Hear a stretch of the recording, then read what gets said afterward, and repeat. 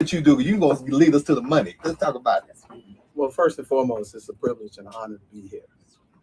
And I want to share with everybody just 5 things. Number one, what you're witnessing right now is cooperative economics. And what do I mean by that?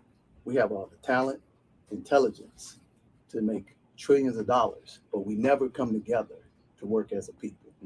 We got to be able to put our egos aside and work together. As my mentor, Dr. George Fraser, says, we should be the #1 employers of Black people on the planet, but we're not. And right now, what you're going to see tomorrow with Dame Dash, with diversity, with Derek, you're going to see us all working together, partnering and employing our people. That's number one. Number two, we have to be able to leverage our professional networks. And if we can leverage our networks, we can create equity and ownership in everything that we do. And at the end of the day, we got to get back to the motherland. So I'm going to help us get back to the motherland. I'm building a 220-unit luxury residential resort.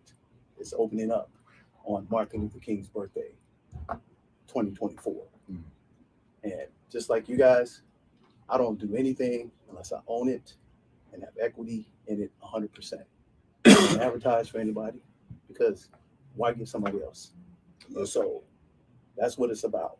So we put a system together called the 7 Spheres of Money, where we work with professionals, accounting firms, mortgage firms, legal firms, real estate firms, all Black owned since 2000. So that's what I've been doing. And that's why I'm excited to be here, to partner with diversity and bring Dame Dash to show us cooperative economics, leverage our professional network, equity and ownership. That's what it's about.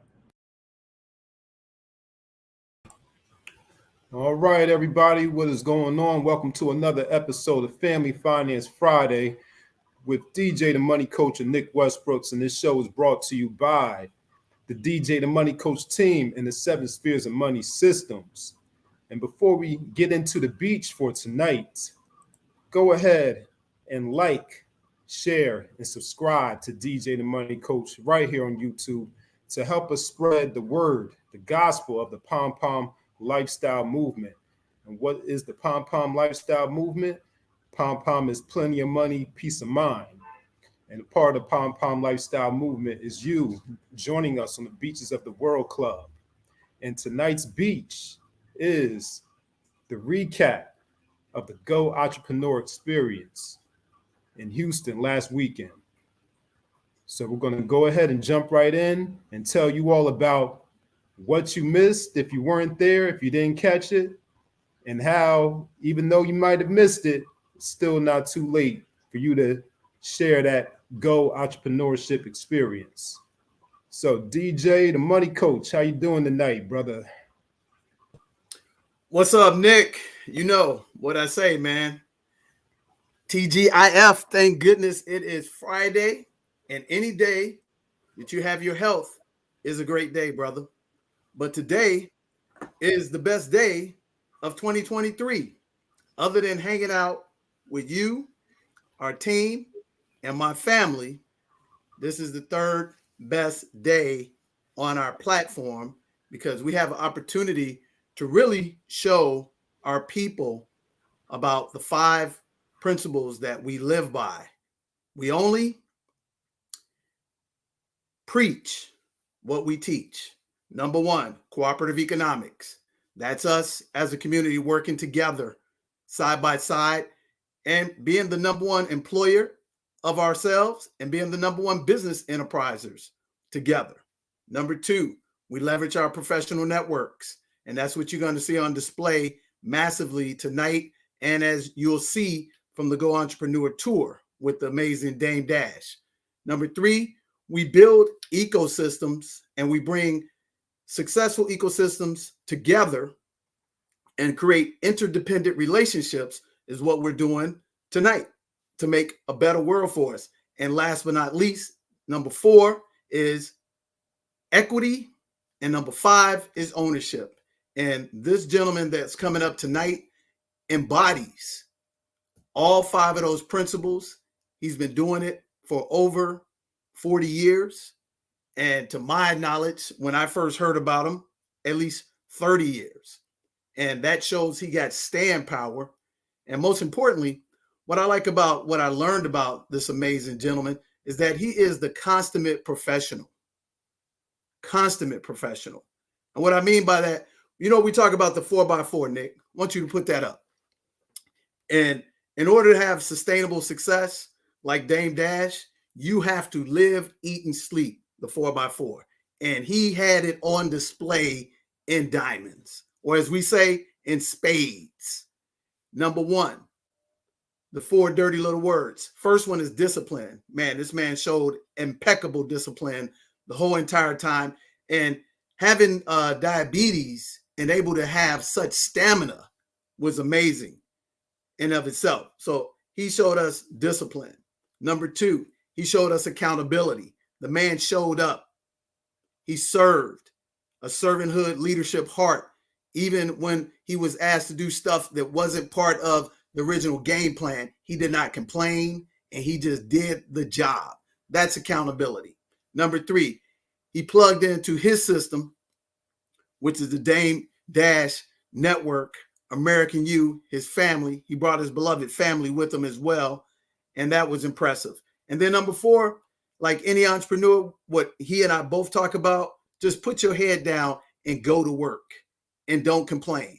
I did not see this man complain not one freaking time.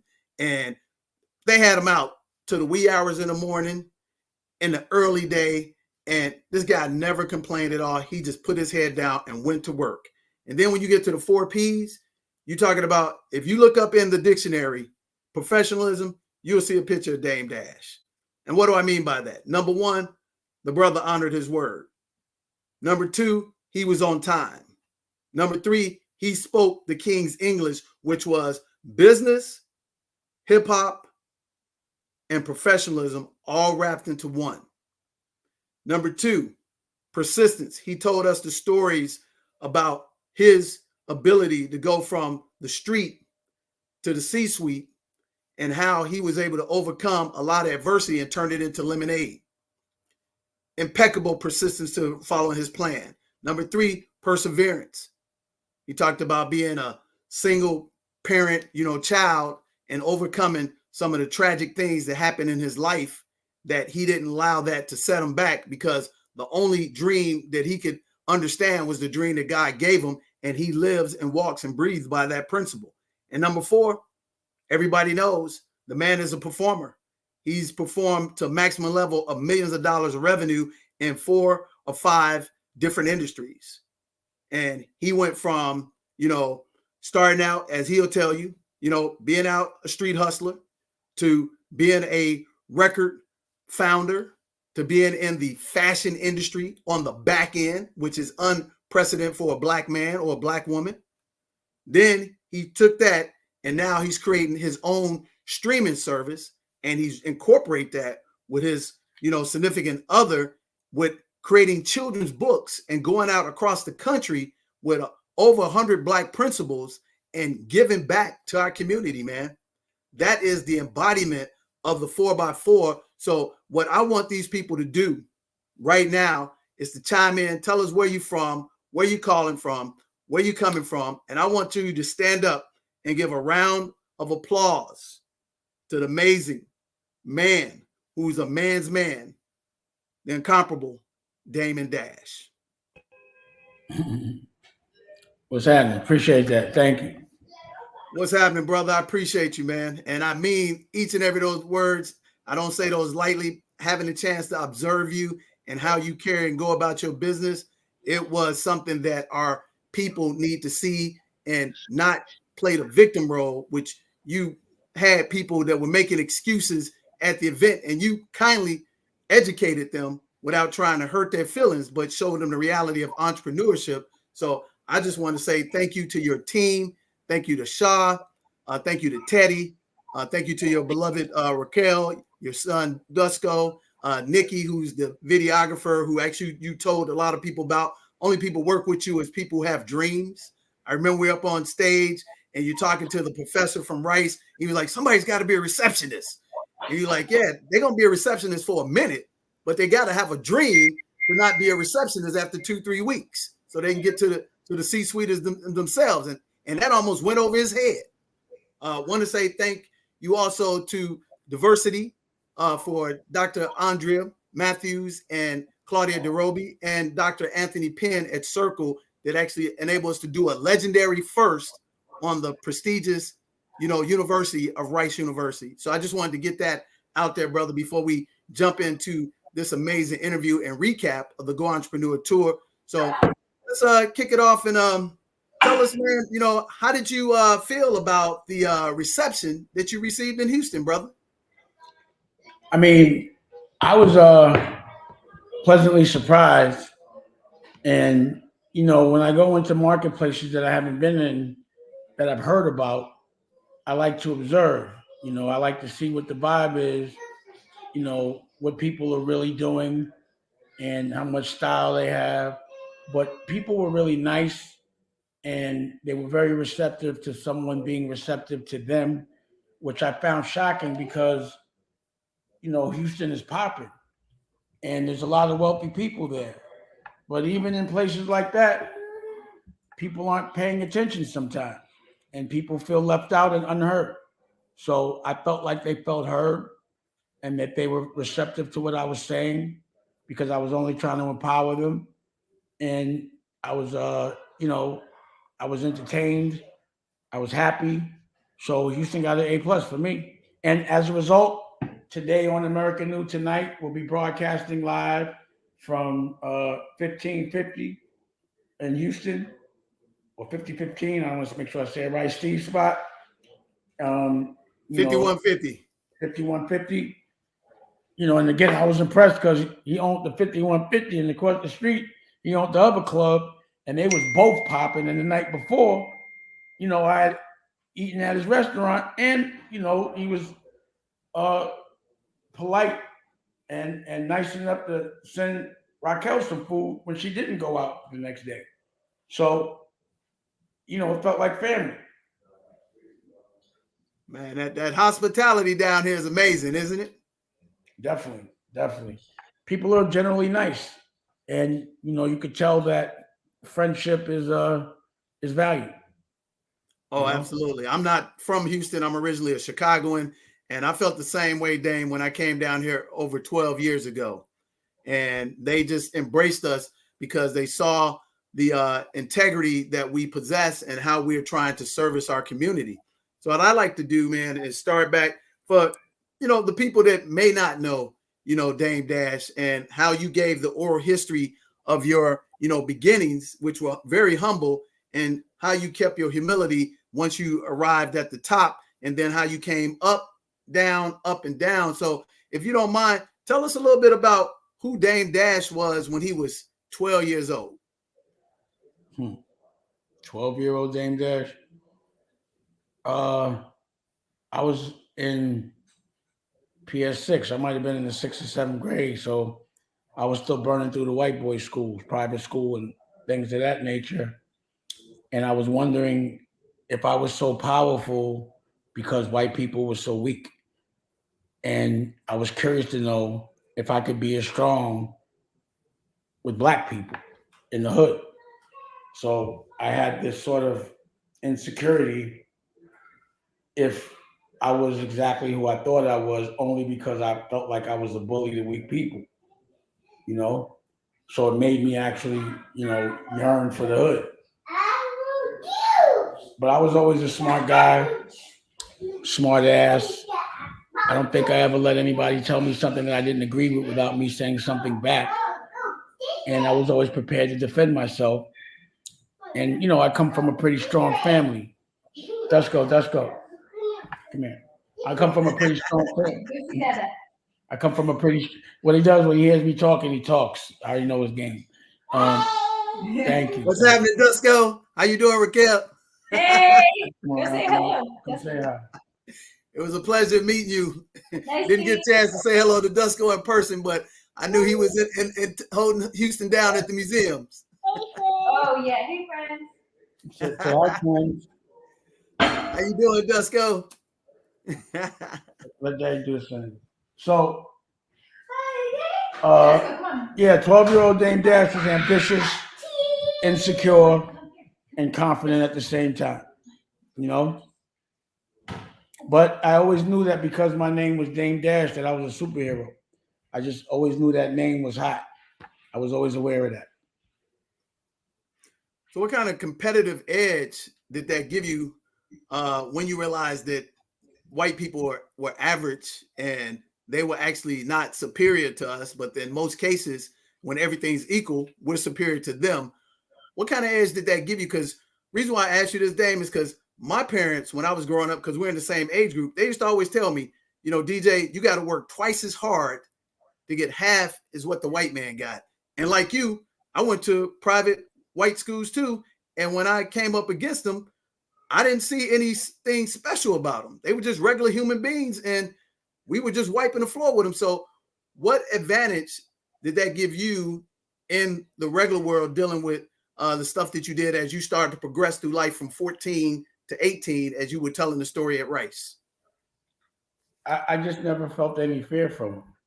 And, you know, it was this thing where when you know somebody's soft and you watch them act tough to people that aren't aware of how soft you are, and they're taking advantage of the people, and you actually care about those people, it makes you kind of not respect certain elements of that person.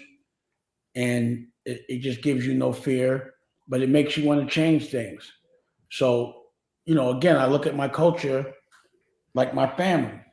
And if anybody disrespected my cousin, my kids, or anybody with the last name Dash, I feel like they're actually disrespecting me because they know that person is with me. And I've made it clear that my culture is with me. I'm with my culture. So you disrespect my culture, I don't care what I got. I'm going to have to defend them. And, you know, for me, I always look at things almost like war. Your dreams is a war, and someone got to go. So I'd rather be them, a Leo Cohen, or someone from another culture that's been punishing my culture than to have to hurt somebody that doesn't deserve it. So, you know, I look at Batman. They looked at him as a criminal, even though he was fighting for good. Even the people that were saying he was a criminal still call him when they need him. So that's why I look at myself like Batman. You know, I'm here to punish those that are punishing my culture by waking my culture up, not only giving them the problems, but giving them the solutions, making them aware of things that they weren't paying attention to because of programming, you know, and also trying to break cycles that don't behoove us. So if there's a cycle that works well for us, we should keep doing it. But it's insanity to go through generations and making the same cycle happen over and over again because of lack of knowledge of self. So I'm understanding that they took our history from us. They took our gods from us as well. They should. That's what you do when you conquer somebody. It is what it is. We were on the worst end of that. But once you become aware of the fuckery, then you have to make it your responsibility not to look away and to fight. And what comes with fight is purpose. What comes with purpose is happiness. What comes with no purpose is depression. So as long as I got a war to fight and it's the right fight for love, I'll always be inspired. And I don't think anyone's allowed to get tired when they go to war. And again, when I'm fighting for my dreams, I'm at war. The problem is when I win the war, I want another one. And what people don't understand about business, especially when you approach it with your own bread, is when you turn a business on until it turns over, you're bleeding, you're burning, you're just paying money and you're living off cash flow. I make a conscious decision. Dusko! I make a conscious decision to break myself, go broke every time and start from scratch because I'm so confident that I can't lose. And I don't care how long it takes. So one of my friends from the Best Out, which is a crew that I was a part of when I was younger, Steve Mack, he's the guy that when Jay battled DMX, it was really me versus him. But he's here. And he was talking about how long they were teasing me before I was talking about it. But what came out was it was years of them teasing all my artists and me not caring what anybody said until I got there. But once I got there, everyone forget how long it took. It feels like it happened overnight, and it's not. But I already know. I already know how bad you're supposed to feel before you feel good. So when it gets dark, I already know the dawn is coming. I actually look forward to it when it gives people anxiety based on algorithm. And again, when you crack a business, when in your 20s, it's too easy. So I'm just looking for more things to conquer and more people that I love to save. How did you make your first $1 million? Because what you talk about is so relevant that real entrepreneurs, they don't understand what you just said. I'm like you. I put my money in everything I do. I don't ask other people for handouts. I build up my own, funds, and then I invest, and I usually give myself a 5-year plan in order to actually make it profitable, because the first year, I believe, is learn and develop, your intelligence and your experience. The second year, learn and burn. Yeah, learn and burn is what you say. I say learn and get the experience. The second year for us is more like seeing the same video over and over and start developing a actual steady, consistent expertise. In the third year, people come to you as the resident expert. In the fourth and fifth year, it starts to multiply and compound into the money and the empire and the legacy that you want. So what industry did you endeavor in, Dame, that you created your first $1 million? Because you talked about this at Rice, how it was hard for you as a teenager taking, instruction from a teacher when you made more money and had a better whip than they had. So you couldn't understand why you were listening to them. Yeah. I mean, for me, school is a funny thing. It's full of contradictions. So it's like there'll be a professor teaching you business that never did business, a professional teaching you music that never sold a record, and you don't listen to, get my children at least, they're my hardest critic, and they'll listen to this professor that is teaching them about business, even though I'm paying them because he's not on scholarship, even though he's watched me give him millions in child support because his mother would put me in jail if I didn't pay, no matter what I made. And by the way, never base your bills or your child support on your best year. Never do that.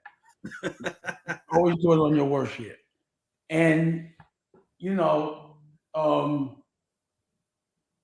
were we talking about? I just forgot. What was What business were you in to make your first $1 million?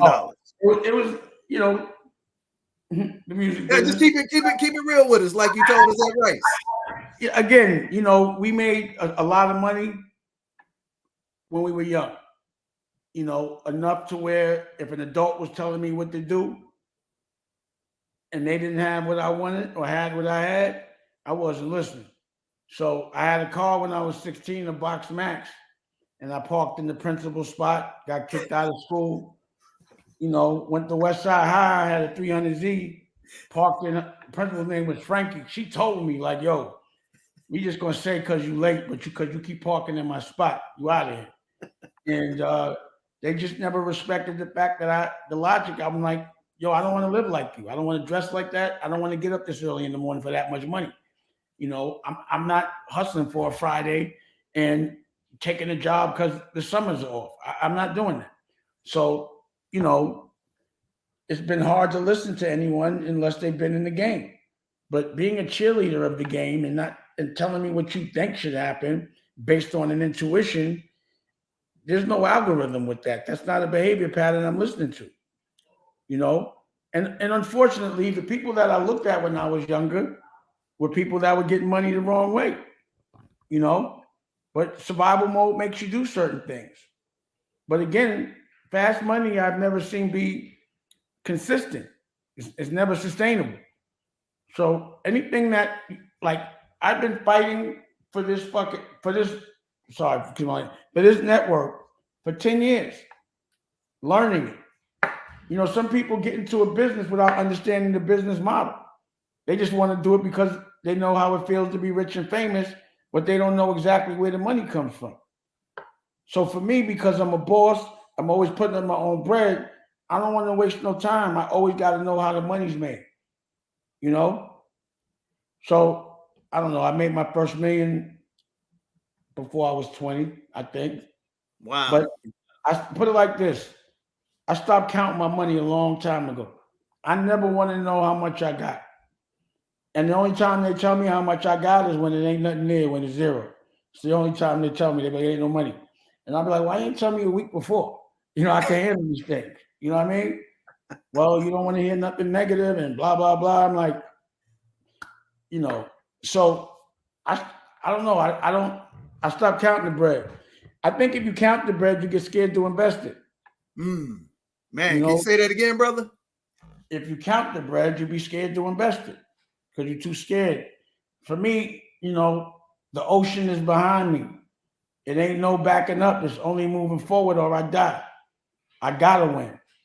And when you keep winning and that's your algorithm, it makes you dream bigger. I'm just a dreamer, you know, and I stay dreaming about doing things I love and making money off it, which is the hardest thing to do. It's very, like, not hard, but it takes a lot of architecting, you know, to do something that doesn't feel like work, so that if you don't make more money, at least you had a priceless experience, you know. So I do things that even if I don't make no money, I have mad fun, and I'm usually doing something that someone would be paying to be at anyway, other than me getting paid, you know. So yeah, if you could get paid for something that you would pay for, that's the dream. Okay. So you made that first million. And then when did you start Rockefeller? And how did that come together? And what was the exit on Rockefeller? Because I think that's when you came on the scene that we as a community knew who you were outside of Harlem and New York. Is that correct, or would I be wrong saying that? Yeah, probably. The records, nobody knew me before that. I felt you couldn't have told me that. I thought I was internationally known because I'm Dame Dash. But yeah, the music business definitely gave us the platform to showcase who we were. And, you know, not even on purpose, but because if any of my artists were lacking anything, I would, as a manager, you know, I'd fill that void. Pause.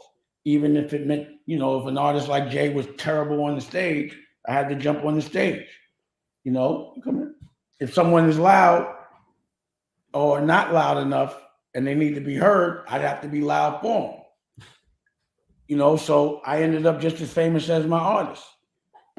Today, I remember I tell you about my man Steve Mack. That's Steve Mack. I went to high school with him. What's happening, Steve Mack? All right. Everything So- good. Peace. All right now. What are we talking about again? We're talking about Rockefeller entry and then exit of what happened at Rockefeller, how you put it together and how you exited out. Yeah, so, you know, like I was saying, for us, like when I got in the business and we did it one way, we would, you know, we tried to get signed, then we put up our own bread, then we got partners. And it was always the intention to do everything. You know, I was very confident that I was the best dressed and I had the best experiences to make movies from, and that I just felt that my experience was so authentic that anything I made would be authentic, you know? So I was getting, you know, I was always fresh. And even to this day, the next business that I'm doing is I'm trying to build a car just because I think I could make a cooler car. Not that I know engineering, you understand what I'm saying? And I know I could make a sample of a car for shortbread, but it's the engineering. Well, you know, I was at one point after Rockefeller, we sold Rockefeller and Rachel Roy. I was running the CEO. I was training to be the CEO of Malcolm Bricklin's electric car company. And he had the Bricklin out years ago, but he was coming back with the electric, and it was Tesla, the Fisker, and us. And I was learning a lot. And, at that time, it was so long ago that, the electric business has been around for a while, but the car companies didn't want to divest because their factories were built for cars that weren't electric. So when the industry changes and you're invested in something, either you're going to sell your shit for cheap or you got to wait it out. And then there was no parts for the cars. There was no batteries for the cars. There was no car dealers. So when you're first, you have to develop all of those industries. People have to learn how to repair them shits. So we were learning about all these different things. But at the end of the day, it was about you can make well, at the end of the day, at that time, the economy cracked. We couldn't get our second rounding funds for round. And I ended up taking this big ass building and I turned it into an art gallery. But either way, what I learned and what I understand is you can make a model, but the engineering is what costs all the bread. That costs about $100 million because you got to make every single part. You got to create it and it got to work and all these kind of things. So, everything that I see that I do for fun, I try to make and sell. And what people have to understand is if you make a sneaker or you make a piece of clothing or food, someone got to go. Meaning, instead of them buying what they used to buy, now they got to buy yours. And to make somebody buy something new and they're used to doing something else, you have to be really good, or it takes about 10 years to be a brand so people actually trust that you are authentic and have heritage in what you're doing. So, for me, while I was doing Rockefeller, I was developing the clothing line. But what I learned with Rockefeller, I had 3 partners, and first Def Jam was a partner, so they got half, and then we were busting it down 3 ways. That was not enough money. And the way they spend to sell records, your margins weren't enough. Your EBITDA, which is what you base your exit plan on, it's usually a multiple times EBITDA, right? I've sold a couple of companies, so I know. And the music business to me was like, it didn't make enough money. So I was like, and I was splitting it with them. So I was like, you know what? I'm going to do the clothing, put a different name on it so they won't own it, and use this as a loss leader and cash out on the clothes. And that's why the 360 deal was invented, because I had shitted on Lior and Todd Moskowitz and was laughing at him. I was like, you ain't getting none of this. You got Rockefeller, you got me for that. But now you're my marketing. I'm going to market everything. So that's why every video at Rockware, I started making movies, cost their property, because they didn't own none of that. But, of course, I had partners that owned half of Rockware, and then me and Jay was busting it down. And in hindsight, what I learned there was they shouldn't have owned half our brand. They should have licensed it. But we didn't know. So to give us volume, they wanted half the company. I just looked at it like, yo, I'm not putting up no bread. Y'all can get half. But I didn't have to put up no bread, and they could have licensed it. They could have rented my name. But I had to learn. Right. But that's why, based on what I learned with music, I'm doing it different. Then when I went to make movies and understood the game of movie making and television, and my first experience was with Harvey Weinstein and Bob. And again, I was flipping on them. I couldn't understand why anybody thought this sludge of a man pause was tough. He was a clown to me. And I knew, because we were in the same social circle, that he wasn't putting up no money. He was raising money. So I was like, you don't even put up your, get out of here, man. And don't you ever talk to me like that. But either way, based on paid in full, I was like, I got to do that myself. So I was like, I got to do the music myself. I got to do the clothes myself. I got to do the movies myself. Television is the illest scam, because that's just about a scam. And we can get into that later. But the production, what happens is if you have a story, you sell your rights to a production company. The production company sells your rights to a network, and the network just gives you a salary now or a fee to make it. You own nothing, and you have no say-so on anything creative, and you don't really get any back. And if there is, they cook in the books. And they only let white production companies and all these black reality shows is like E1. I put money on their head and sue them. I didn't like it. You know, so I got to do all this shit myself. It don't make sense to outsource. Like if I'm a network, why wouldn't I make my own shit? If I'm a label and I make music videos, why would I outsource? I just buy cameras and direct them shits or put a director on salary. You know, all the things whenever there's a corporate industry and everything is outsourced, that's all for the skim. And that's what the government is as well. They don't own any construction companies that I know of. They don't own anything. They just pay people to do shit. And it's supposed to be with taxpayers' money. Or it's with the money they print up that's not backed by no gold. And just build up $1 trillion debt that we never gonna pay back. So there's no value in money. And people corporately do things so a middleman could do a skim. So my thing is, if I get good at all these things creatively, I could do it myself, which is what I've been doing. And I won't have to raise money, and I can be patient. So everything in every business that I turn over was always a flip. I was never trying, and still am not trying to look at no money until it's at least $500 million to look at. I don't want to be worth shit. I want to have liquid. Pause. And I need to have enough money to put money on somebody's head and pay lawyers. Because what also happens is when you don't have a lot of money, or when you're paying for your business from your pocket, you ain't got no money for $200,000 or $300,000 in lawyers. You got to get back to that shit when you got time for it. Because lawyers are assholes. They do the most overcharging. Oh my goodness. Any service you pay for by the hour that's not in front of you, you getting played. You know? Period. And that's another, like right now, I wouldn't let nobody write a movie for me unless they was in front of me, because I'm gonna think they're using AI.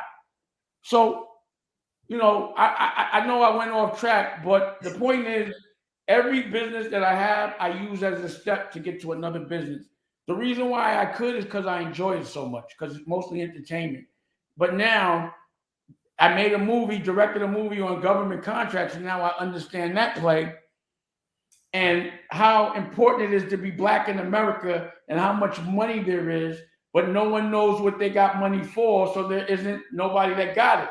Like owning a factory and being a black man. So now I'm looking at all the stuff that even instinctually I was doing, thinking I was a boss, but there's other things that I should be doing that will make me a real boss. So curriculums and creating jobs and making sure my culture gets the therapy for the unrecognized trauma, and economically educating and not letting people get jerked again. So that's why I'm making such a stance with my American New Network, because again, when I want to have a network, I'm thinking like a boss, how you get paid. And I'm not going through a middleman to get ads, because they never tell you how much they make off the ads. They just give you what they want. Hey, do me a favor. Do me a favor, Dame.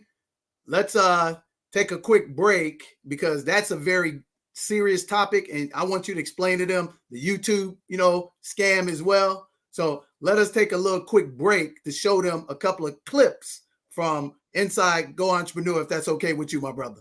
Oh yeah, I mean, whatever y'all want to do is your show. Nick, cue it up.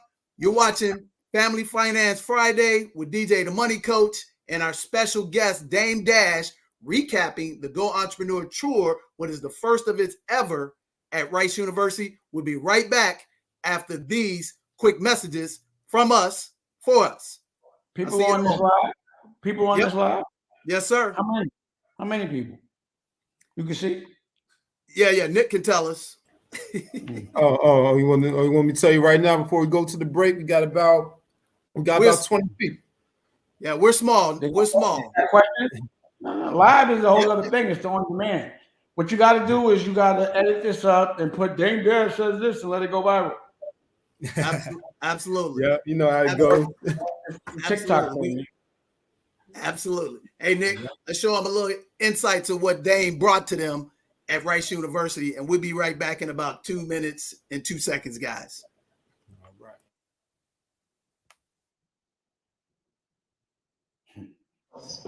I just had to do. Don't come to the party unprepared. Number one, tell me what your skill is and tell me what your passion is.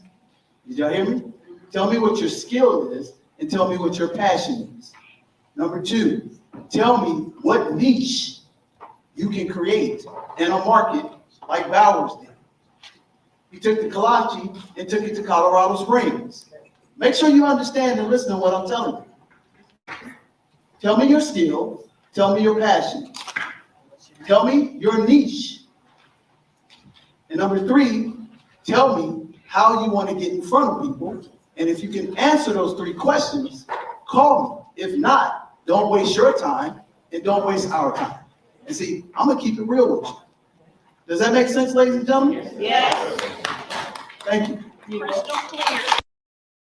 You're witnessing right now is cooperative economics. And what do I mean by that? We have all the talent, intelligence to make trillions of dollars, but we never come together to work as a people.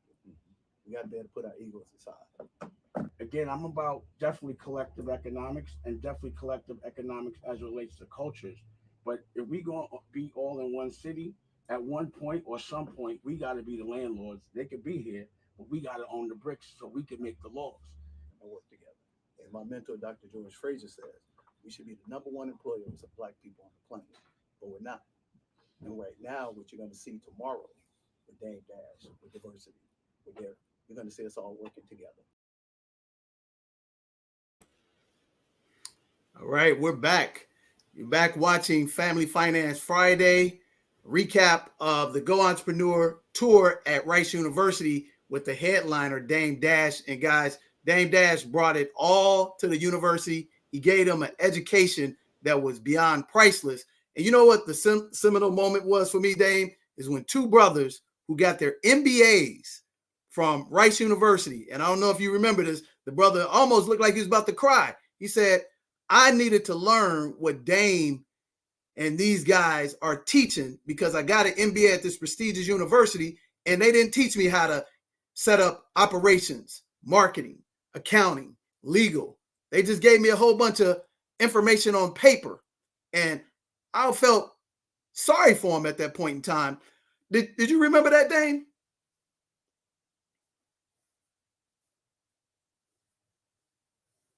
I think you're on mute. Can unmute him, Nick?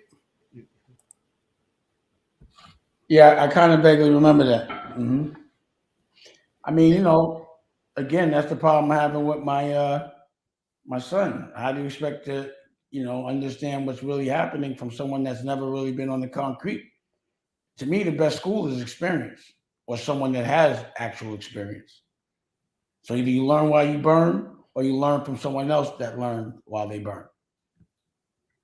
How did you develop the mindset, which we should start teaching more of, because you talk to those people about, being a boss, being your own CEO, putting your own money on the table. But why don't more of us do that, Dame?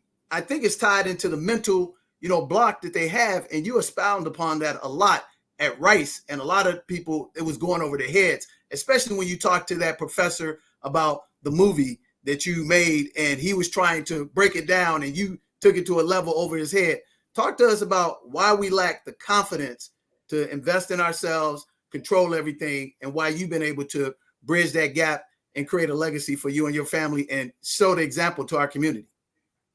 I mean, I think that's programming. We're taught not to dream, to be able to visualize exactly what we want to happen. We're taught to visualize what they want us to want to happen so that they can control us, visualize school and college, visualize a job, and visualize retiring at 90. To me, that's a nightmare. Also, we're programmed not to give ourselves affirmations. We're programmed to think that if we think highly of ourselves and speak about it, that we're cocky, arrogant, and, big-headed. So, but if you go to a yogi, they tell you the first thing, meditate, affirmations every day, tell yourself you're the best. So we have to make sure we continue to reinforce that. And we're taught that we need them to do anything. We're taught not to ask questions. You know, it's a programming. So again, the best way to keep a slave at bay and calm is to not let the slave know that they're actually a slave. Make them think they're free, you know, and give them one version of slavery so that you only think that's slavery. But to me, people making money off you and not telling you how much they're making and paying you what they want to is slavery. And if it happens in the form of a CPM on YouTube, where a content creator busts their ass, gets paid from YouTube based on the ad that YouTube got for somebody else, and they're giving you pennies on the dollar and don't give you anybody to call to even ask about accounting, that's slavery. It's digital slavery. But if you ask someone that's making $50,000 a month on YouTube, they think they are rolling.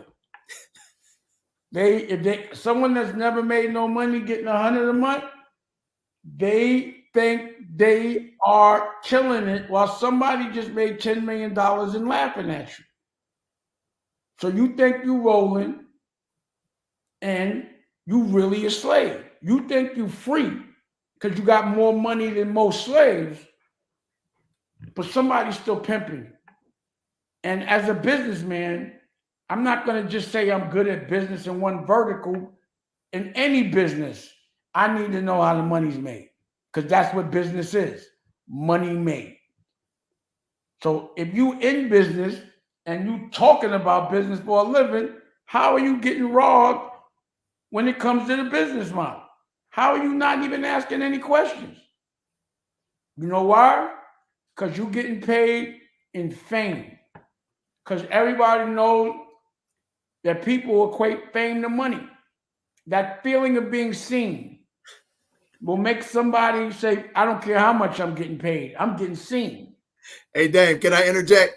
You saw the movie Cadillac Man? Yeah, a little bit. With your boy Mos Def and Beyonce?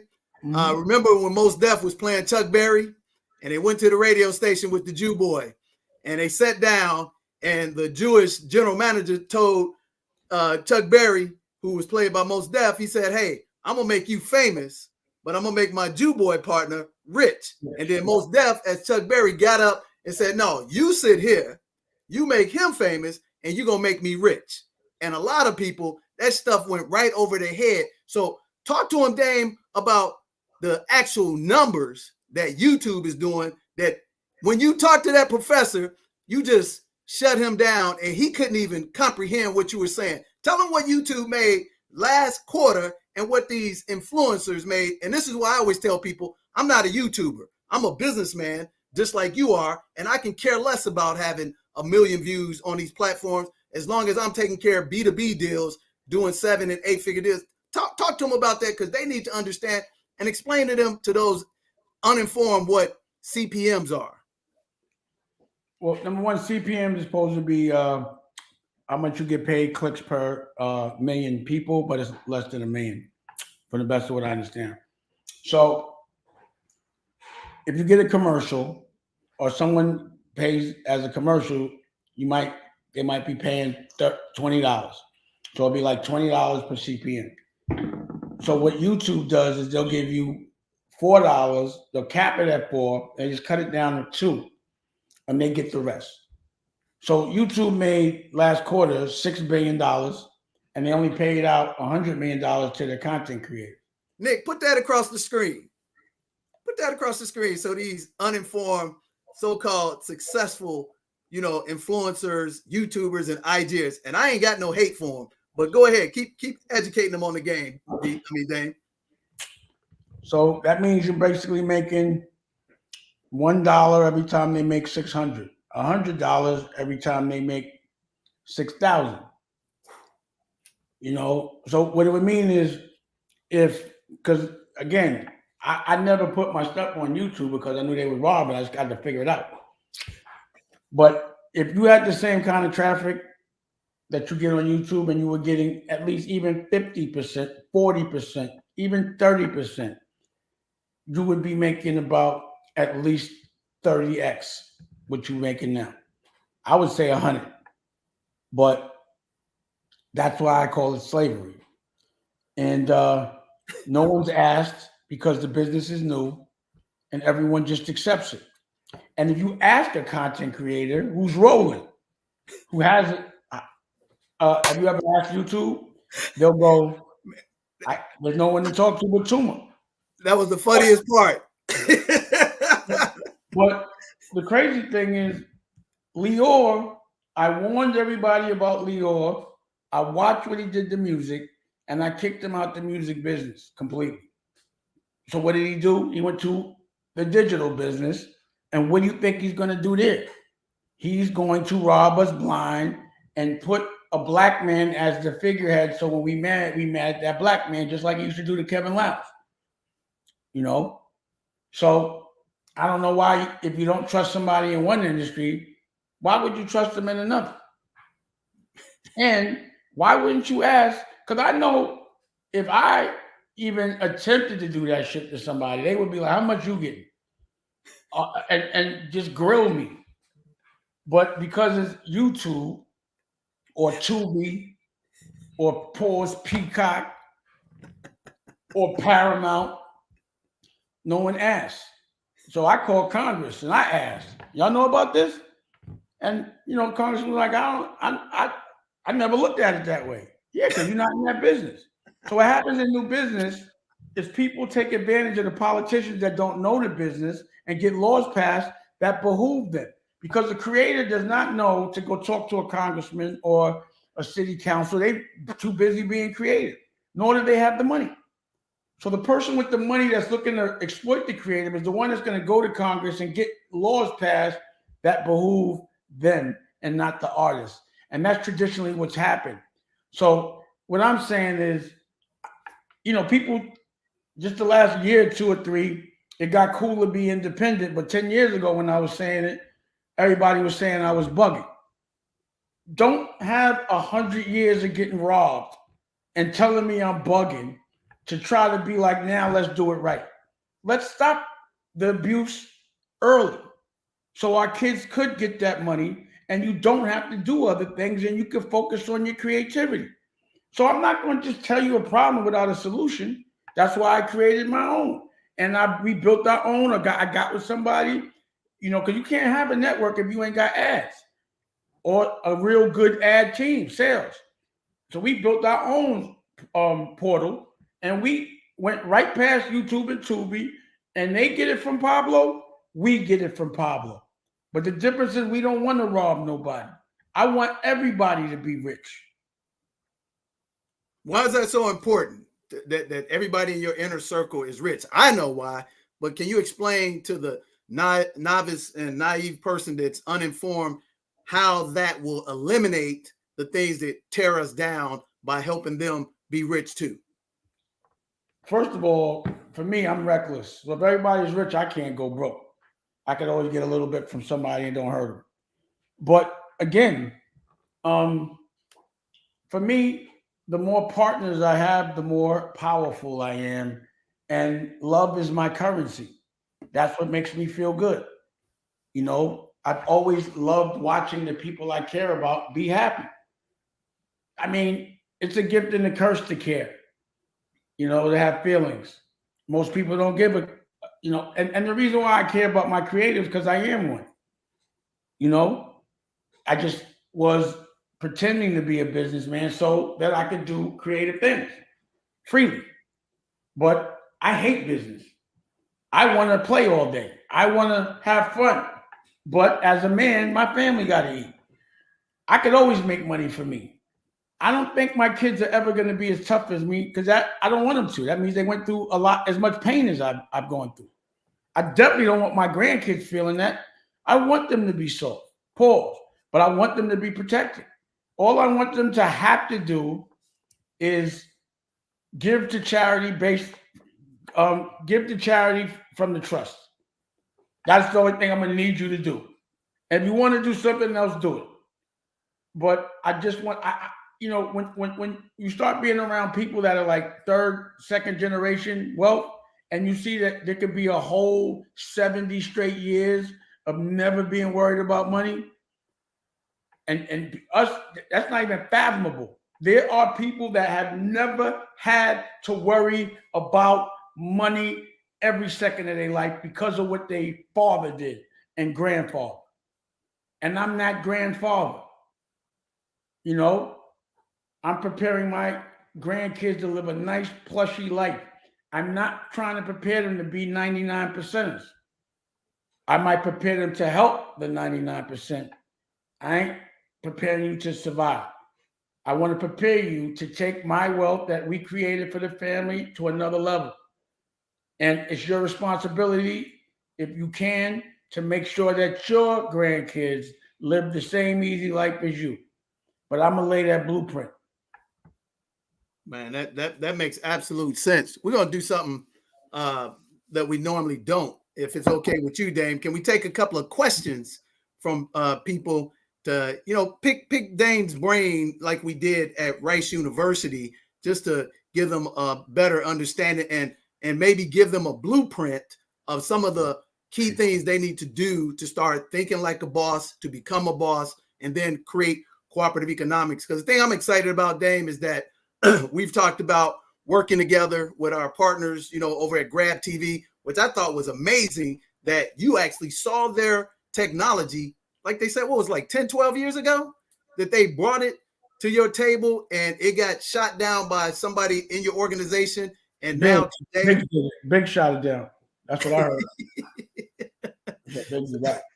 And now today we had a chance to chop it up on Friday and especially Saturday night, introduce you to Lincoln and Justin again. And we showed you this disruptive technology that was created by us. And a lot of things that we don't understand, which you know firmly, Dame, is that most of the disruptive technologies on the planet were created by a black man or a black woman. And electricity was created by a black man. He was working on top of medicine. He took credit for it. Peanut butter, everything was probably invented by music. The origination of life is in Africa and everything that come with it. Man, you ain't never lied. So I'm excited that we're gonna partner up again on the second, third, and fourth leg of the tour. Bring Dame Dash to Zanzibar.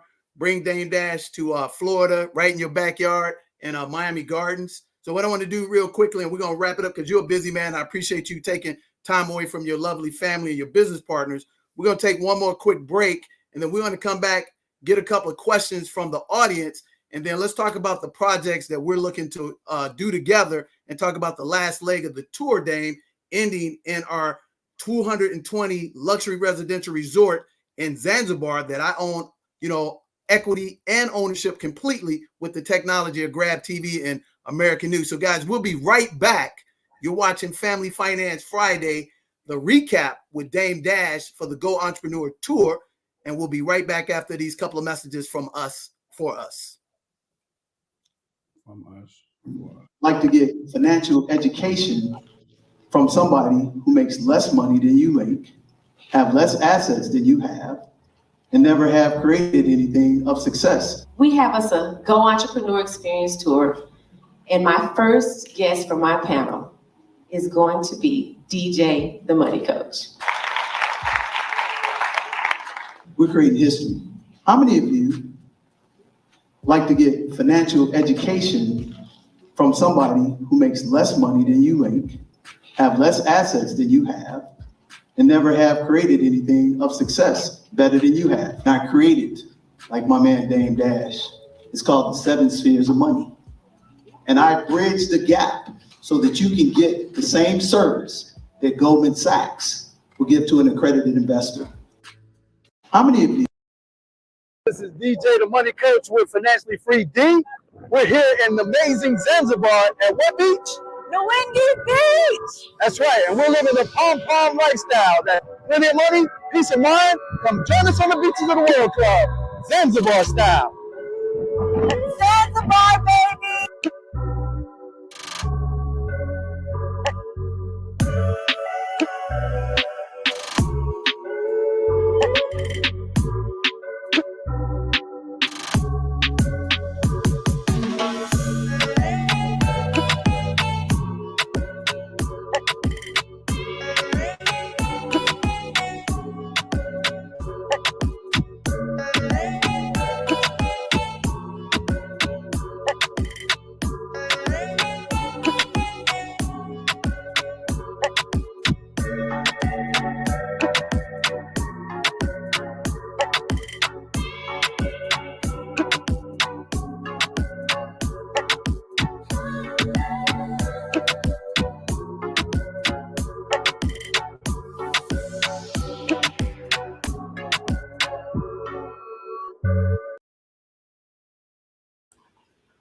right, we're back. We're back. All right, yeah, we're back. You're watching live Family Finance Fridays with DJ the Money Coach. We're recapping the Go Entrepreneur legendary first educational symposium and an oral history with the amazing Dame Dash, who's an icon, and most importantly, he's a better family man than he is a businessman. And we're going to talk about the importance of fatherhood with Dame Dash and the importance of a patriarch system over a matriarch system. So we're back. So Dame, talk to us about why it's so important to be in the life of your children, as you talked about at Rice, and which I thought was very important because you talked about the challenges and the losses that you took from not being around your first set of children, and why you've made it a point to do everything centered around your wife and your current Dusko son, and how that is the most important thing on the planet, man. Can you talk to us? Because a lot of Black men out there, they're abdicating their role, and they need to see what a real example of fatherhood done the right way is. Well, we got him on mute again. Unmute him, Nick. This is what, everything I'm fighting for is for my children. But, the thing that brings me the most joy is spending time with my children. So a good part of the beginning of my career, even though I actually went to court and no one talks about the fact that I was a single father for Boogie at 8 years old during the height of all Rockefeller. I made sure I came home every morning and took him to school, but I missed the majority of the day. And time is something you can't buy back.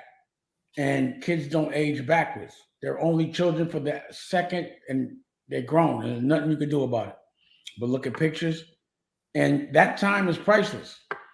So for me, it became important to architect a business that I would be able to work with my child and the girl that I love. My other children's moms, it was very dysfunctional. I had to visit my children, which meant that my child, as babies, had to be away from the person they loved the most to be around the person they loved the most. It meant that they had to hear from the person they loved the most bad things about the person they loved the most. And what I also realized is, like Steve Mack, he's in the best out, right? I known him for 20 years. And, I got love for him, but I ain't gonna never say I love him more than my children. Like, he should never love me more than his children. But if he ever I could never have a beef with my homeboy's mother. That's my man. If he had somebody he's cool with and I got beef with him, he'd be like, yo, that's my man. I'd be like, all right, we good. So how could I ever have beef with the person I love the most mother, which is my children?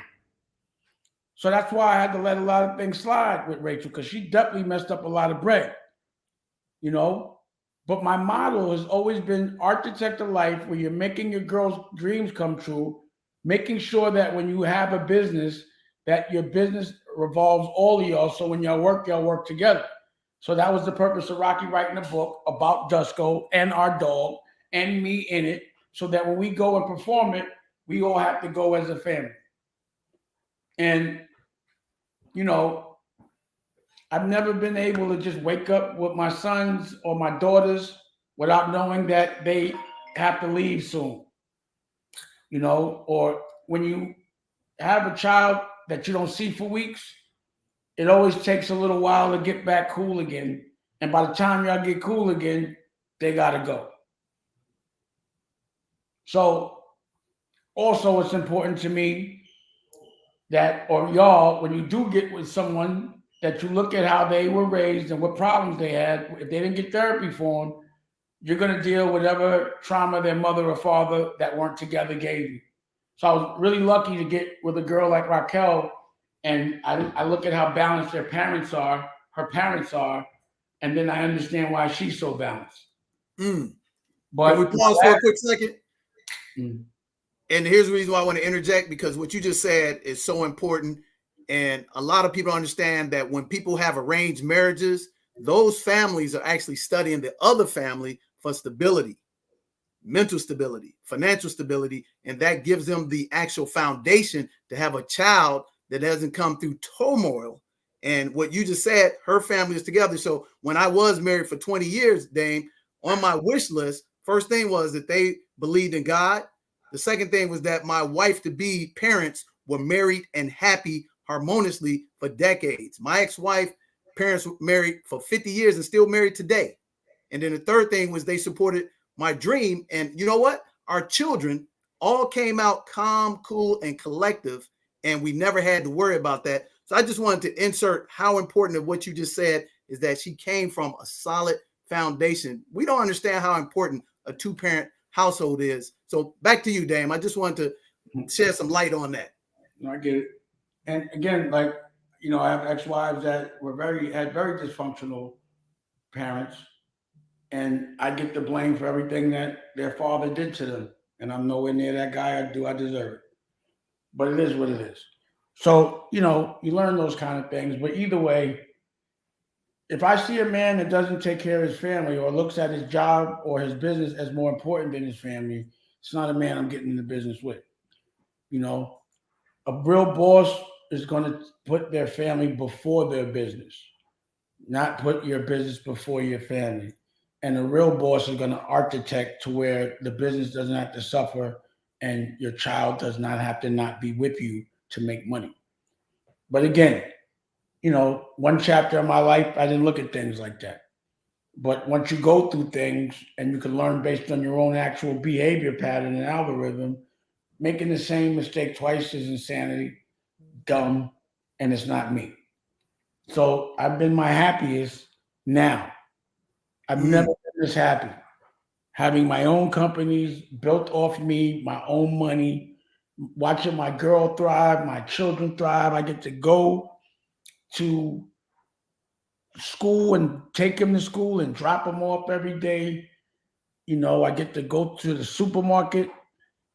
It's funny that the things that a lot of people look at as chores and would prefer someone else to do, because I never got to have that, I find things that most people find laborious or laborious to be fun if I could be with my family.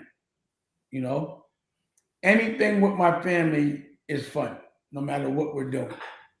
So a lot of times I don't think people that haven't ever experienced having a family, they don't know what it is to have one. They don't know how to have one, but they don't know what they're missing. You know, I don't think anyone's ever had a family and said, I hate having a family. But I've seen people wish they had them, and I know how they act when they don't get that physical touch at a young age. You know, heart on chest. It's important. So I don't ever want my kids to feel nothing I've ever had to feel, really, other than joy. And I know, you know, there's traumatizing parts of life as part of the game. But I want to make sure that in between those times I can't control, that we appreciate and savor every single moment. Oh, absolutely. There's nothing better than having unconditional love from a child, and there's nothing better than giving unconditional love to a child. And I think if we can do more of that, Dame, we'd have a better universe, we would have a better community, and we would get away from a lot of this silliness. And I don't want to take up a lot of your time. If we can just get a couple of questions real quickly, if it'll be okay with you, answer a couple of questions. So Nick, can we just chime in and take 2 or 3 questions tops? And then we're going to conclude with Dame Dash and talk about the future and what we're working on together. And then we're going to let the Honorable Dame Dash, who's a man's man and a business person who puts God, family, and business in the proper vertical alignment. So the first question looks like here is from Evan from Chicago. Dame, he's asking, how much would it cost to start your own record label? He said, how much would it cost to start his own record label? And how would he go about doing it? Is he the artist? I presume so. I think he's the artist. Shouldn't cost no money. All you gotta do is make the record and put it up. You got a label. Make the record, digitally put it out, and book yourself a show. Make yourself some merch. Make 100 t-shirts and perform until the crowd comes. Pause. Meaning the first time you perform, it might not be but 5 people there. You got to keep performing until there's at least 100, and then you go to a bigger place. But that doesn't cost money. Not that much. Okay. So basically, he's got to create his record, put it out on a platform digitally, create 100 t-shirts. Even if you start out with 5 people the first time, persevere, and then just rinse and repeat until he gets to 100, and then he can take it to the next level. Well, he buys the t-shirts, and then when he performs, they sell the t-shirts at the performance. The show ain't nothing but a pop-up store where people go to that love you to buy things that you make. Absolutely, absolutely. What's the next question that we got, Nick, from our amazing audience here? Because we want to get in and talk about the future with Dame and let him go because he's been gracious to allow us to have time away from his family and his studio. We want to jump in and talk about American New and the great things you're doing on your own platform and how we're going to work side by side, hopefully, with Grab TV and as we land in Zanzibar. Any other questions out there, Nick, real quickly? No other questions at the moment. Okay. So what I like to do, Dane, can you give our audience a blueprint of how to be a boss? Can you give them 5 points that they got to know that is more mental before it is, tangible, that a lot of people miss the boat on in confidence? Well, the first thing you have to do is you have to know how to dream, and you have to identify what you love so that, you do what you love so much because you love it that it doesn't feel like work, and you get really good at it because you're doing it so much. And then I would write it down exactly what your dream is, because that goes from from the dream dimension to another dimension. And also, if you could write it down, other people could read it. And, you'll find that if there's people that are agreeing or want exactly what you wrote down, that they'll fight with you.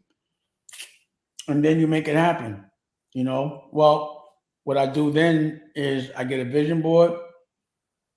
And first, I get a picture of everything I'm going to buy when I make the amount of money that I think I'm going to make, that I know I'm going to make.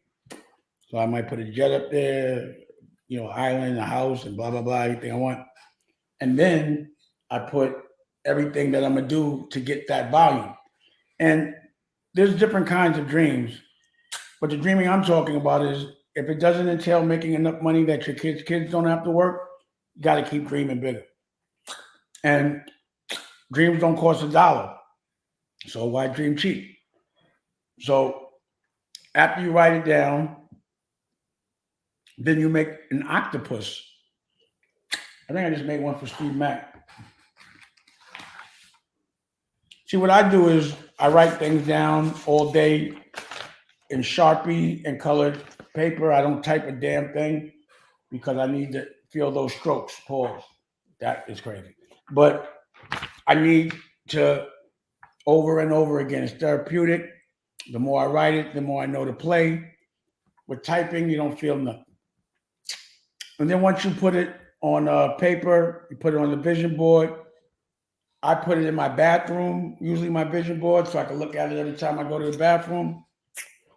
And then I go make it happen. I go get my dream team and I get it done. And also, how do you build your dream team?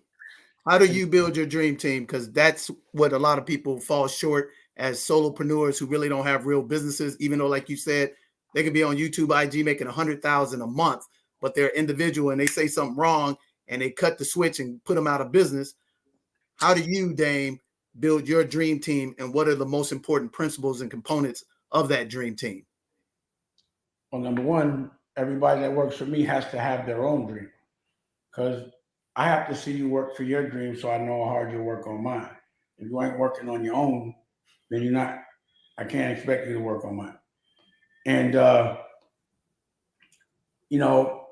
honestly, when I'm first meeting someone that I want to work with me, and usually, like, when you start a company, of course, if you could, but most people can't afford it, But when you do, you need a CEO, a CFO, a CMO. You need certain divisions, and that makes things a lot easier. But until that time, and you're interviewing people, I want to see your playlist. I want to know what music you're listening to. I want to know what websites you frequent. I want to know who your favorite designer is. I want to know who your favorite musical artist is, and that comes with the what you call it, your favorite book, and your favorite place to go. That music tells you a lot about a person's taste, fashion. Because I need to know what you can teach me. Because I don't want no one around me that can't teach me nothing. Even if they're super duper young, then I need to know exactly what the young people are doing. But if I ask you about fashion and you tell me Versace, then I'm not going to ask you about fashion anymore.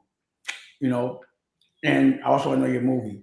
If I ask you about what your favorite website is, or social media and it's World Star, that might not be the person for me. No disrespect to World Star, but I don't need that for business. And it's just a taste thing. I look for a certain level of taste.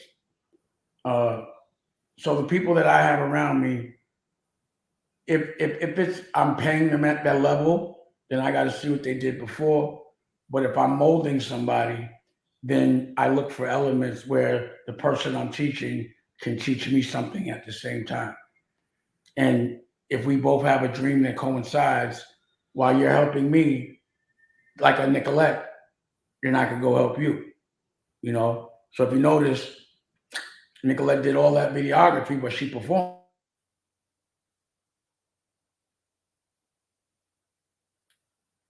Did we lose? Did we lose Dame? It froze up. I'm not sure. Yeah, because it froze up. Man, he was talking about some very important points right there.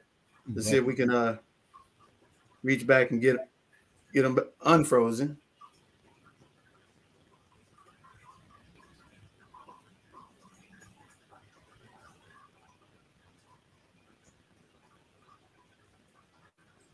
Ask him if he can pop back in real quickly.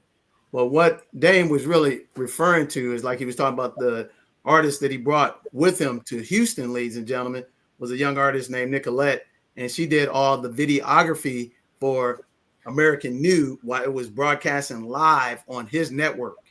Dame has built his own network, ladies and gentlemen, and he doesn't have to depend on YouTube, IG, Tubi, none of that. But as he talked about at Rice, he's invested millions of dollars to create his own network that actually broadcasts live from as a smartphone. It almost took me back to the Periscope days when the first live broadcast was, emitted on the platform with Periscope. So Dame, being the genius that he is, he's taken a lot of those concepts and made his own network. And what is going to happen is that we're going to work together to actually put our broadcast on Dame's broadcast. He literally just been shooting some events down in Vegas. He's shooting some events now in Houston, and hopefully we can get him back to wrap up and talk about that and to actually show you guys what the future is. And we're going to bring this amazing disruptive technology called Grab TV that is actually going to allow you to actually, anything that you see on a live broadcast, it can be a point of sale, as well as any type of live poll that you want to have transpire. We'll be able to poll live. I mean, not with something that somebody puts up like the Harris poll or the Gallup poll. Right now, this interview with Dame Dash, you could actually say what you feel about it, what you like about it, what you don't like about it, what's fly, which Dame has on, and you can actually buy that and have it dropped to your house in 24 to 72 hours. So we wanted to have the capacity to talk about that real quickly as well. And hopefully we can get back. Oh, he said his battery died. Oh, yeah. Yeah. It did the same thing that happens to you when yours die. Yeah. Yeah. We got another question in here too. If you want Okay, go ahead. Yeah. Yeah, well, it was a question for Dame, asking about the types of businesses he currently owns and invests in. Okay. So he said he was going to try to get back on. But I can tell you from what we learned from Dame, and we were up close and personal with Dame. And as like Dame said, I sat back in the cut because I actually financed the majority of the Go Entrepreneur Tour. And I'm proud to say that because that's a legacy that I created for my family. So I can tell you right now, from what I gleaned and talking one-on-one with Dame several times over the 3-day weekend, is that the most important business that he's involved in right now is the broadcast business, because that's the biggest business. His next aspiration, which he's already began, he talked about owning a football team, in the NFL. So what he was talking about, we are so spooked and brain effed that we don't think that we can have the stuff that the other man has. And the other man has put a brain, F on you that you don't even attempt to be their competition. So one thing you're going to find about Dame is you get a chance to hear him on the positive side. Because a lot of times you hop on these shows and they depict Dame as this angry, bitter, over the top, egotistical person. And he's actually completely the opposite, ladies and gentlemen. From my observation of Dame, he's actually a laid back guy, very soft spoken, and very sincere about his love for his people. And he believes that anything that you can dream, you can architect, you can make. So the businesses that I've learned that he's in right now is, like I said before, he's really big. What we're going to talk about is the educational front. Dame right now is part of an organization of 100 Black principals across the country that he and his wife, Raquel, and their son, Dusko, they have written educational books that they actually go into inner city communities and elevate the mindset. And then on top of that, Dame is taking on a daunting task of reinvigorating Gary, Indiana. And one of the reasons why he's doing that is because Gary actually sits on Lake Michigan. It is prime real estate, which most people don't know. I think we got him back. I see his beloved Raquel getting him back queued on. Thanks a lot, Raquel. So I don't want to answer the rest of those questions for Dame, but that's one of the most important questions you can ask. Where should we be putting our chips in equity and ownership? And Dame is going to be coming to Zanzibar with us for the grand opening of our 220 luxury residential resort that we're opening up on specifically Martin Luther King's birthday. So Nick, if you can pull Dame back on, we'll answer that question and we'll talk about his passion for Gary and his passion for education, and then we'll let him go and get back to his beloved family. All right. Yeah, just making sure he's settled in there first. Yeah, as soon as he gives us the thumbs up that he's ready to rock and roll, we'll do that. So this is the thing. We talked about access to execution, ladies and gentlemen. So right now, you're getting the behind the scenes access, but Dame is giving you the executables that you need to do that you're not going to get in a university, other than you being a doctor, other than you being an engineer. Technology, money, and business is taught right here by successful entrepreneurs. Thanks, Dame, for coming back on and getting your other phone connected. The person had a question: what types of businesses do you currently own and invest in? What you most excited about? I kind of gave them a little peek about your Gary project and your principles project, but hey, man, share with them, because I think that's the biggest impact your legacy is going to have. I might be wrong, but I'm excited about it. Yeah, well, learning about Gary's history through the Senator Eddie Millen, who is now the mayor, I understand how important and the opportunities there are out there. Something happened out there which called white flight. Gary was where there was the first Black mayor, the first Black political party, the Jacksons, all type of stuff. Even the lady that signed the Beatles is from there. And, it's 30 minutes away from Chicago. So for me, it's about, number one, the average annual income in Gary is like 28 grand. Wow. Yeah. So it's about doing things that provide jobs. It's also a food desert. So we're going to build a supermarket. We're going to build some factories. We're going to build some workforce housing. Talking to them today about transitional rehab facilities. We're going to re-engineer things and buy up the whole shit. And, the whole thing is we want white people there. We just want to be the landlords. So we'll make Williamsburg, because sometimes it's hard for Black people to go back to a place where they've been traumatized or heard about, but white people go anywhere where there's a deal. And new windows on old buildings always makes a town look dope. So I think there's a lot of opportunity in Gary to do a lot of different things, and we have a mayor in there that really cares about the history and the fabric of the people and the culture, and they just love Gary, and he's willing to do things that are innovative and logical. And the mayor that knows how to pass laws, because he's a senator, is a very powerful mayor. So there's a lot that we're going to do, and then we're going to go into other markets with the same program and just keep doing it. Now, as it relates to my business, like I said, I make an octopus. I didn't get to the octopus part. Yeah, your technology went out. Yeah, explain to them what those tentacles represent as an ecosystem. Well, the head is, whatever your brand is. And then there should be at least 8 legs. Mine, or my family's, 1, media, American New. 2, music, which is Blue Rock. 3, CEO, which is fashion, Yeah, man. The gear you had on this past weekend was all fly. Hopefully you can give me a couple of pair of those kicks, brother. Yeah, the thing about it, they keep selling out. That's why I don't have any on my feet right now. I'm telling you, I got the CEO glasses, all this shit. And then, so that's CEO. Then there's the book division. So we do, it's Applefish, but there's books there. We make magazines, comic books. Then there's Applefish, which is our kids channel division for all children, anything kids. And then there's a liquor vertical, a cannabis vertical. There's a real estate vertical. Wait, hold on. And then there's always philanthropy, which is what I'm doing, which I just told you about. So it's the real estate, the philanthropy, the music, the media, the fashion, the publications, the cannabis. Oh, there's always art. I always have an art gallery. There's art, and there's the liquor, the cannabis. There's about 13 verticals. There should be 8. What I'm doing is insanity. But the thing about an octopus is every leg has its own brain.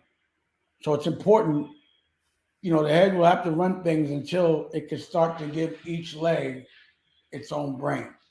And what happens with an octopus is if it don't work out, one of those legs, you could cut it off and another one will grow back, but it won't affect the head.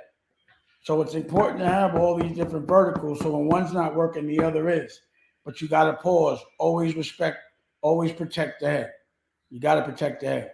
So that's how I usually develop my conglomerates. One business, and I would suggest somebody start with one business. But to me, one business has so many verticals and every vertical has so many verticals. So for music, there's an octopus for music. For fashion, there's an octopus for fashion. For every movie that we make, there's going to be a soundtrack. There's going to be merch. There's going to be, one important vertical is touring. So that's another vertical as well, touring. So, I have a lot of different businesses, all based on things that inspire me, things that I would be a consumer as opposed to, being the person that's, selling the work. I'd be buying the work. So, and if I didn't enjoy all of this, having 13 verticals would make no sense. But every single thing that I had and I told you about as it relates to a leg on my octopus, I can show you something tangible. My comic books. Yeah, we got comic books too.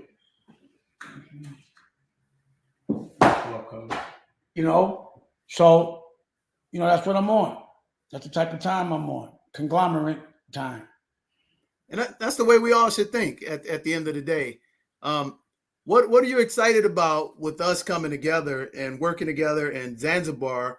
What are you excited about and coming back to the table potentially and doing a great joint venture partnership with Grab TV and ending in Zanzibar? Can you talk to that? And then we're gonna let you go. And again, man, we appreciate it.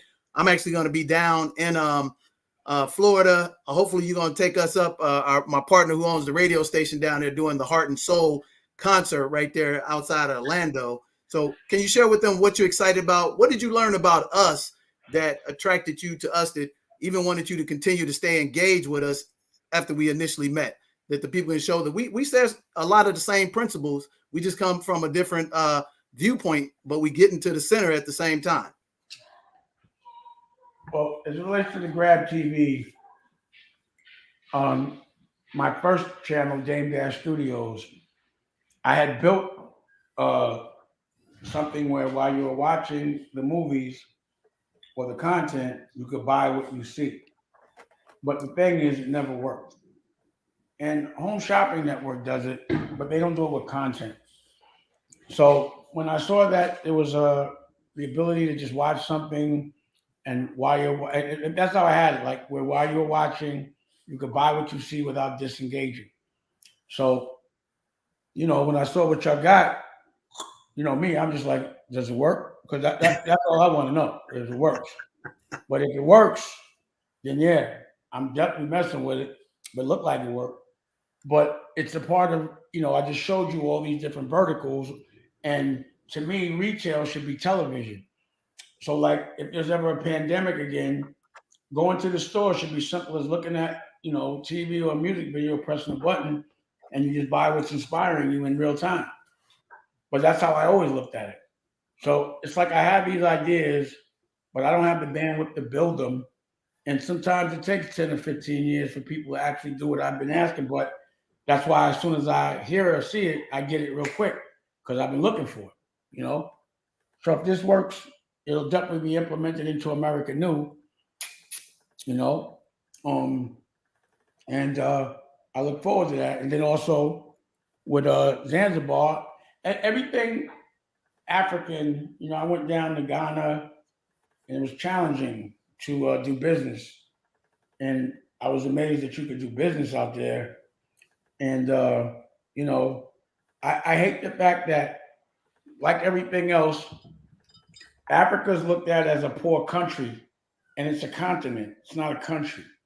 And when I went out there, I found that it was the richest in natural resources. But the problem was, if I wanted an African mango, it had to get shipped to Ireland, and you had to buy an African mango from someone in Ireland. And it seemed like the Chinese was buying up everything out there. And I just was like, at some point, this got to roll. This got to give. And there has to be a reason why they make Africa look like the poorest place on the planet when it's the richest. And if we could do anything aspirational out there and really get it done, then I want to be a part of that. And of course, I think it needs to be documented and covered so we can control our hieroglyphics, which are our videos and our pictures. And, because there were computers back in the Egypt days, just nobody knows how to use them. Nobody understands the technology, So I want to make sure that, 1,000 years, that people see really what the DNA of love and watching a cycle go from us being Moors and being the most powerful to us being slaves to coming back and one more time running shit again and actually being able to be alive and be a part of that war to make this happen. So in ending, my goal, as when you remember Dame Dash, my face with my shades might be on the coin. And it might be like, okay, that's like Alexander the Great or Julius Caesar, but the black version that doesn't get killed young. Someone that's known for fighting for country and for culture, but also for aspiration. A king, not an entertainer. Man, I love it. You know what? I love what you said.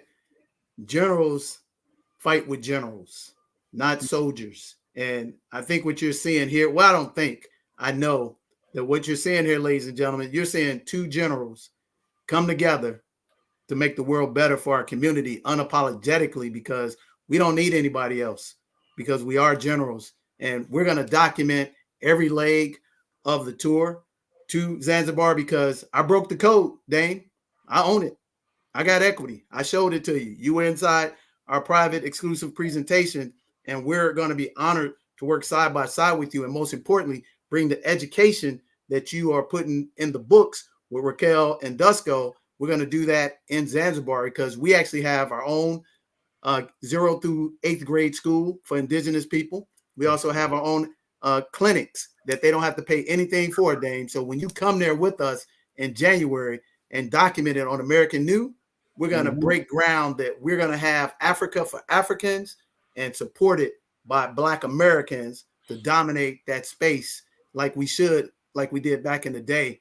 So, man, I want to thank you for our audience. I want to thank you for your patience. I want to thank you for your contribution to the community, because when your phone went out, I said a lot of times when I see you on platforms, they try to depict you as this angry Black man, but they don't know that your heart is for the people and you actually out there battling side by side against these devils and you're beating them. So they want to only portray a negative image of you or being overconfident. Like you said, what is overconfident? That don't even make any sense. So on behalf of DJ the Money Coach and the P.O.M Lifestyle, which is plenty of money and peace of mind, Dame, I want you to come join us on the beaches of the world in Zanzibar. And we look forward to partner up with you with Grab TV. And hey, man, if you got any parting words you want to leave with our audience, we want to thank you for the blessing. And we look forward to working with you side by side, my friend. Looking forward to it. You know, my thing is just dream. Visualize the perfect dream, and never should you dream about having a good job. Dream about being a boss and giving a good job. You know, and I'll leave it on that. Hey, all with right, that said, appreciate everything and good luck. Appreciate you guys. Nick, roll tape. We out here, and we wish you guys health, and you just been exposed to the best thing. All right, everybody, have a good night. Again, like, share, and subscribe. Join us on the Beaches of the World Club. Have a good night.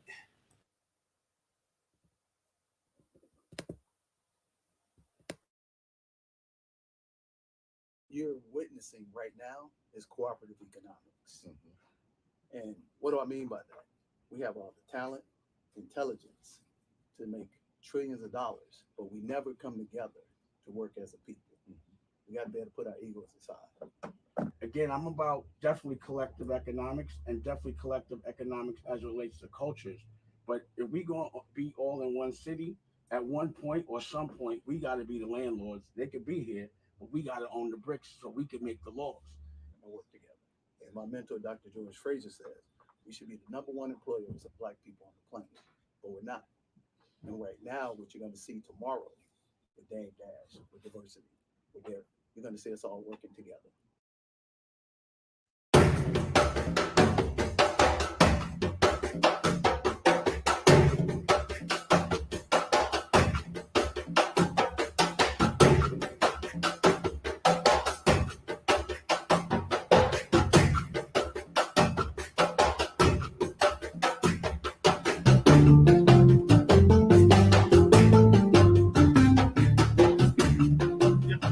What's happening, everybody? This is DJ the Money Coach coming at you. What you're seeing today on this video is equity and ownership, and we actually have brought a group of business owners who actually have become investors with us because they see that I own over 7 figures worth of equity and ownership in land and business and property here in Zanzibar. So my question is, how much equity and ownership do you have? Are you the real deal, or are you just trying to sell me the sizzle of what you don't have? Hit the link, join me in the masterclass, and you'll get the access to what these business owners in the United States have too. Join the P.O.M Lifestyle movement. Plenty of money, peace of mind. Join me on the Beaches of the World Club in Zanzibar. I'll see you next time.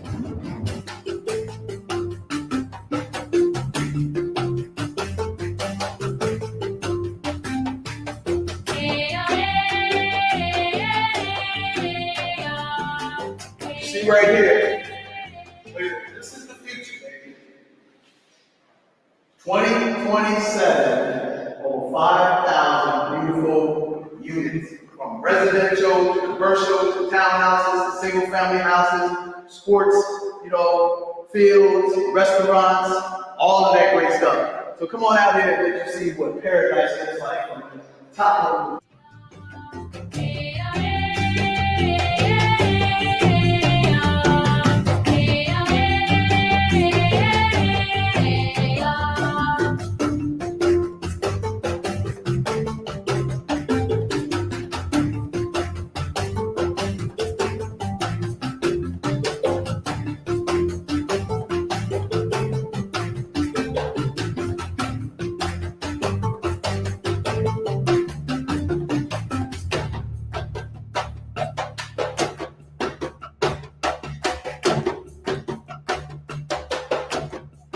When we go back to the history, we find out that the first people in these islands were the pure Africans who came from different parts of the mainland Africa. And this is the time you need to have an expert coming to pollinate the flowers. Because bees, butterflies, wind, rain, whatever cannot pollinate vanilla roses. Very important, yes. And actually, Nice to see you. My name is Mr. Coco Chanel. Mr. Coco Chanel. But the real name, my name is Easy. Easy. Yeah, Easy. So where are you from? USA. USA, United States of America. Remember, we were here last year. That's good.